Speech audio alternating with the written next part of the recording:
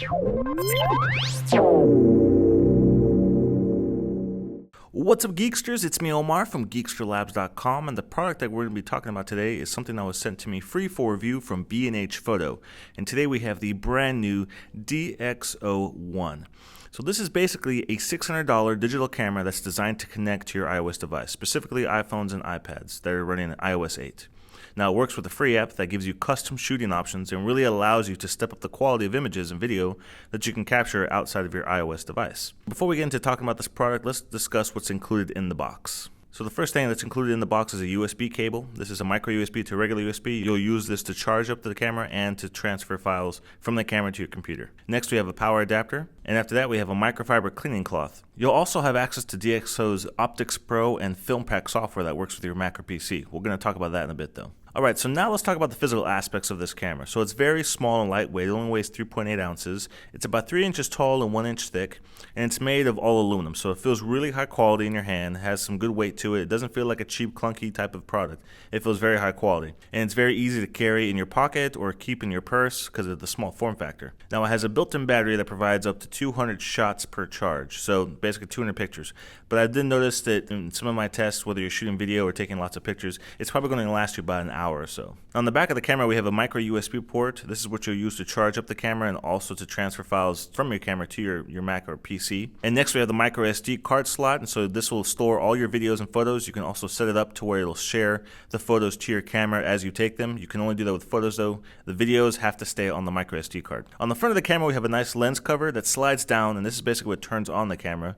And if you slide it all the way down, this is what releases the lightning connector. Now, in regards to the lightning connector, keep in mind if you are using this with your iPhone or your iPad that you must remove it from the case in order to connect it to it because it's very flush. There's no extra space or extra length on it, so you have to have a case off of it. Once you attach the camera to your phone, if you've already downloaded the app, it'll launch the app and you'll be able to view all the controls. So as far as the top part of the camera, we have the shutter button, and this is a two-stage function shutter. So when you press it once, it focuses, press it again, and it'll take the photo. You can also use it to shoot videos as well. And the cool thing is you don't even have to use the iPhone or your iPad to use this camera. You can use it independently as well.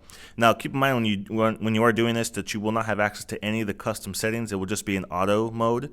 So when you're taking pictures, and you also won't be able to see what you're shooting because it uses the iPhone or your iPad as a display. One of the things I kind of wish this camera had was a tripod mount. So if you did want to shoot any type of videos independently from the iOS device, your iPhone or your iPad, you could just mount it on a tripod and shoot it that way. But it does not come with a tripod mount on the bottom. Now, the OLED touchscreen on the back is what you will use to navigate and switch over if you are using it independently from the iPhone. So you can switch between auto photographs and video. So this camera also has a nice pivot design which gives you about 60 degrees of rotation. So when it's on your phone, you can angle it down, you can angle it up.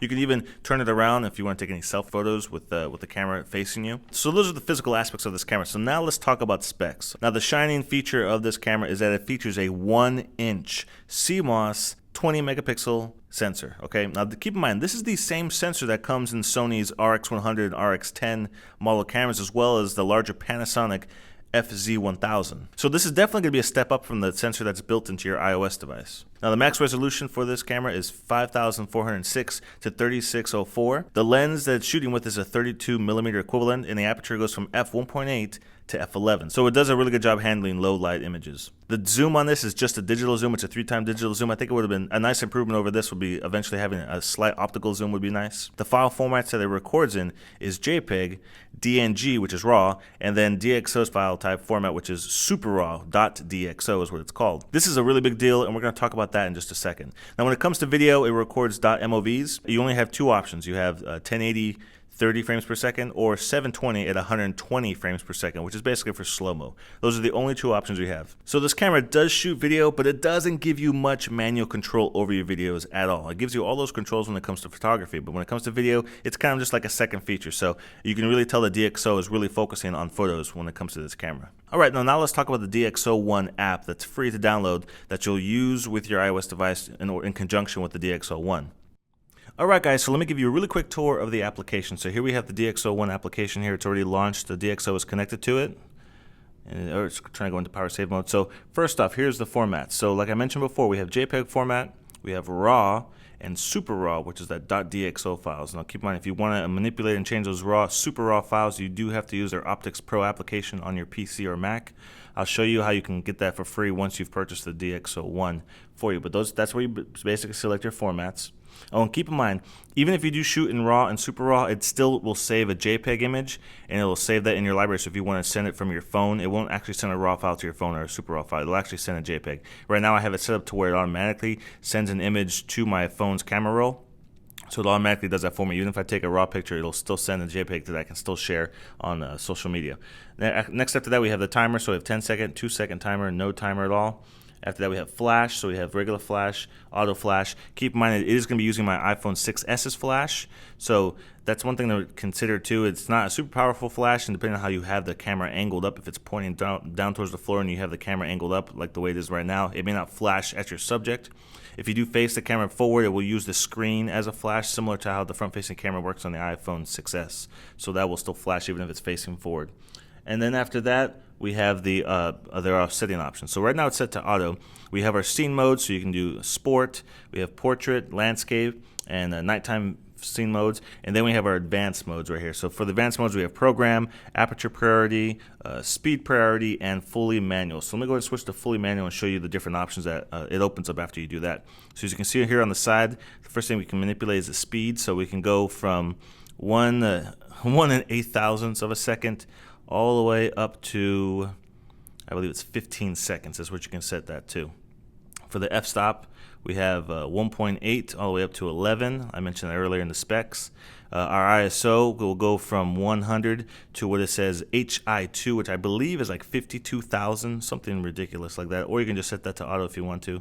And then you have your different your metering. So metering modes, you have the spot meter. Actually, that's not spot meter. This is that's a spot meter. We have a center and weighted meter, and then multi-zone are the three options you have for the different metering. And then we have autofocus. So autofocus, right now it's on single shot. I just touched it, so now it's on continuous.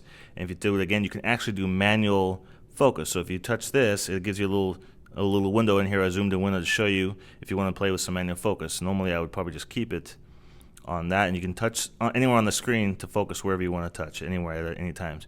Then we have the white balance, so all the different white balance settings: auto, daytime, nighttime, cloudy, shadow, and things like that. So those are the different options right there that you can play with as far as when it comes to manual controls. I mentioned when it comes to video, there's not too much options when it comes to video. When you set it to that, you either have auto, which is basically 1080 HD at 30 frames per second, or if you switch to slow-mo, that's 720 HD at 120 frames per second. That's it. Besides that, the only other option you can adjust is the brightness here. If you want to mess with the exposure and adjust that if you want it a little bit brighter or darker. But that is the only options when it comes to taking video. So that's why it's obviously to me that the photos is really where it's at, where you can really get some manual adjustments. Any of you guys that are familiar with using DSLR cameras are used to playing with all these different settings to really get the perfect picture. So the app is really easy to use. Not really much confusion or explanation really required for that if you're used to using a DSLR camera. When you get to the settings, you can change it to display grid.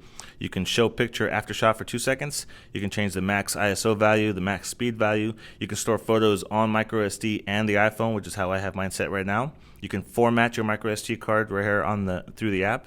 When it comes to the application, we have our Get Started and Support, User Guide, About, and Redeem Your Software licenses. So this is when you click on this will allow you to go online and you can actually set up so you can get the Optics Pro and the Film Pack. Little plug-in type of application. These applications will work with your Mac or your PC, and you will need to use that Optics Pro application if you want to take any type of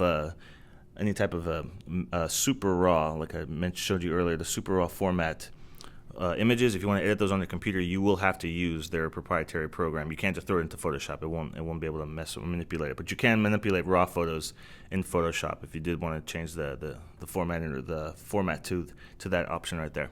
So that is the application.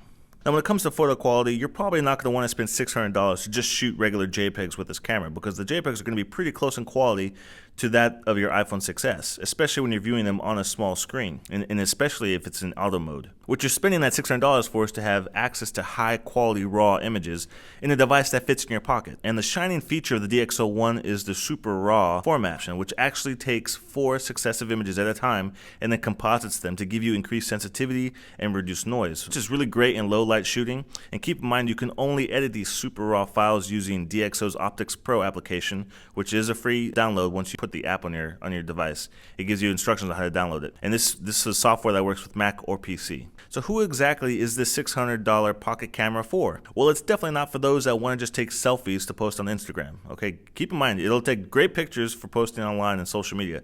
But this camera is really meant for those that want more control over their photos, manual settings, options, things like that. But they don't want to have to carry around another camera with them. This is something that's very small, pocketable, easy to carry in your purse, in your bag, in your pocket. So if you just want to post pictures online on social media, then this probably isn't the camera for you. But if you want to take really good, high-quality photos that you have the option to blow up large and to mount on your living room wall, then you probably want to consider DXO One. So when it comes to areas of improvement, the only areas I really think they can improve on this product is maybe a better battery life. I would like to see a tripod mount on the bottom of it as well as for shooting videos independently from the iPhone or iPad. It would be nice to have a slight optical zoom, because this would give it a step up from what is already available right now on the iPhone. Having an additional thing you can snap onto there, have some better zoom would be really good. And I think maybe a more powerful flash built into the camera would be nice. It currently uses the flash on your iOS device, so it depending on how you're angling it or pointing or shooting with it, it may not even flash in the right direction that you want. So I think if they could have a more powerful flash built into this, that'd be pretty nice. But anyways, guys, that's my review of the DXO One. What did you guys think about it? Let me know. Put down in the comment section if you have any questions or thoughts on this product. I'll answer any questions that you may have. And just want to give another shout out to B&H Photo for sending me this product to review for you guys. I really appreciate them working with me on that. If you guys enjoyed this video, make sure you give it a thumbs up. And if you want to stay up to date with all of my content, make sure you subscribe to my YouTube channel. And I will see you guys in the next video review.